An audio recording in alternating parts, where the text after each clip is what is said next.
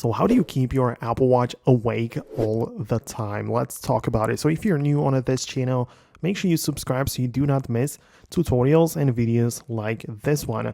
Well, on your iPhone's watch application where you get to control everything, you can check out the display and brightness section, part of which is the always on display. Now, not every single Apple Watch is going to support it. So if you have like a really old model, you perhaps don't have it available, but most Apple Watches should have it. And it's just like, it's a feature which displays the time all the time, but with a very low refresh rate, which just means that the battery doesn't get drained that much.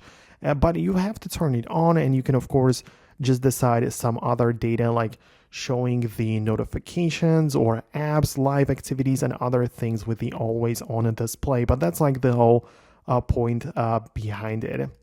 Outside of that, we also have the wake duration at the bottom of this setting, which can be set either for 15 seconds or 70 seconds.